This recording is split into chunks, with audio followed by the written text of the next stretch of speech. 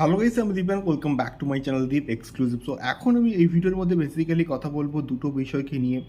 So প্রথমে আমি অবশ্যই আসবো অঙ্কুশদাকে নিয়ে এবং অঙ্কুশদার আপকামিং প্রজেক্ট এবং এই বছরের ঈদের এখনও অবধি সবথেকে বড় রিলিজ, সবথেকে বড় বাংলা রিলিজ আমি বলবো সেটা হচ্ছে অবশ্যই মির্জা।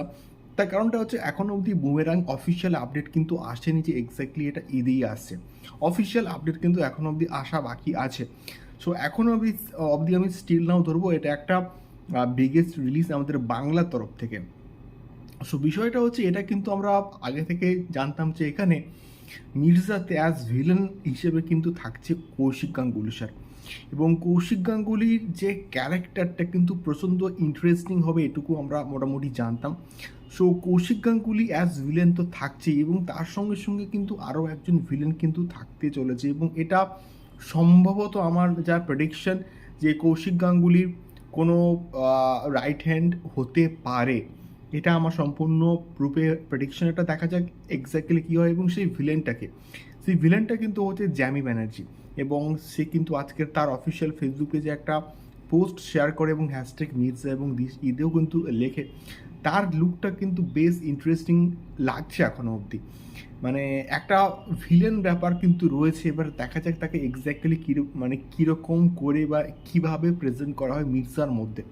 আশা করছি ভালো হবে এবং সম্পূর্ণভাবে কিন্তু একটা এক্সপেরিমেন্টাল প্রজেক্ট, এবং মানে আমাদের চিন্তার বাইরে আমরা মানে যা ভাবতে পারি না সেই সমস্ত কিছু কিন্তু কাস্টিং নিয়ে আমাদের অঙ্কুশদা কিন্তু আসছে, এবং অঙ্কুশদাকে নিজেকে যেভাবে চেঞ্জ করেছে এই মির্জার জন্য আমরা কিন্তু দেখেছি, এবং যে ডেডিকেশন এটাও আমরা কিন্তু মোটামুটি দেখতে পেয়েছি। তার একটা মির্জা আমি চাই একটা বিগেস্ট ব্লকবাস্টার হোক, এবং এটা প্যান ইন্ডিয়াতেও একটা মুক্তি পাক। এবার দেখা যাক মির্জা এক্স্যাক্টলি কেমন হয়।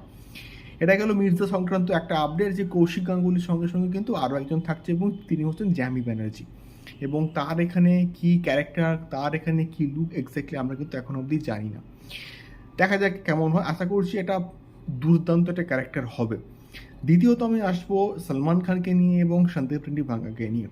তো সন্দীপ রেড্ডি ভাঙ্গা এবং সলমান খান সম্ভবত একটা এই যে কম্বিনেশনটা এটা কিন্তু সম্ভবত আসতে পারে, এবং একটা ডার্ক থ্রিলার জনরার কিন্তু একটা প্রজেক্ট হতে পারে, এমনটাই কিন্তু লেটেস্ট আপডেটগুলো উঠে আসছে। এবং রিসেন্টলি একটা কিন্তু আপডেট উঠে আসছে যে সন্দীপ রেড্ডি ভাঙ্গা নাকি একটা স্টোরি, একটা গল্প ন্যারেট করেছেন, এবং এটা এক্স্যাক্টলি কবে আসবে কি মানে বৃত্তান্ত এখনও অবধি বাট জানি না, বাট আগে কিন্তু আসবে দ্য বুল। তারপরে কিন্তু এই প্রজেক্টটাকে নিয়ে কাজ শুরু হতে পারে। এবারে দেখা যাক এটা এক্স্যাক্টলি কেমন হয়, বাট যদি আসে বা যদি হয় সন্দীপ রেড্ডি ভাঙ্গা কিন্তু দুর্দান্তভাবে আমাদের ভাইজানকে প্রেজেন্ট করবে, এটুকু আমি শিওর শট বলতে পারি। দেখা যায় কেমন হয়। এর জন্য মেনলি দুটো আপডেট, তোমাদের কী মত আমাকে অবশ্যই কমেন্ট করে শেয়ার করতে পারো। দেখা হচ্ছে পরবর্তী ভিডিওতে। টাটা।